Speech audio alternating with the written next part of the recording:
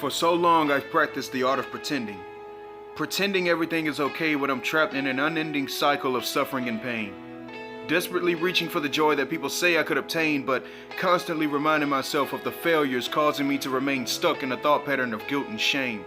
See, I could hear the voices in my head that reminded me of all the mistakes that I've made, saying that it was impossible to change and be cured of this mental plague. See, I had an addiction called wanting attention. I just wanted somebody to finally listen. It seemed like many pieces of my heart was missing, and when I called for help, I kept dialing the wrong extension.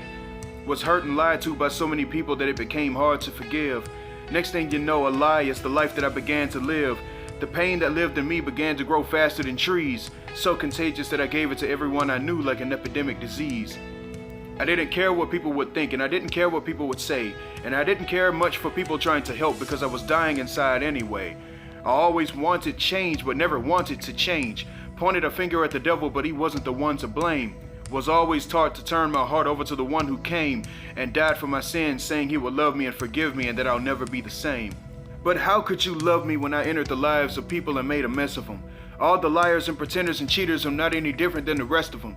Lord, I'm sick and tired of being this way, so have your way inside. That was the day that I realized where I was, and he finally opened my eyes. I wore this mask that labeled me a liar, a worthless nobody, a cheater, a deceiver, and I would have taken it to the grave. But God's word says that if I confess my sins and believe that God has raised his son Jesus from the grave and accept him, then I would be saved. He loves me and he set me free.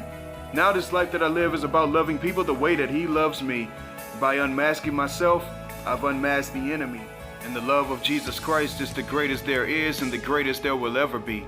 A child of the Most High King, from this day I will forever be, exposing the beauty in me that spiritually blinded eyes could never see. No matter whoever you are, whatever you've done, wherever you are, he will be right there with you. What they labeled you, you don't have to be. That's not who you are.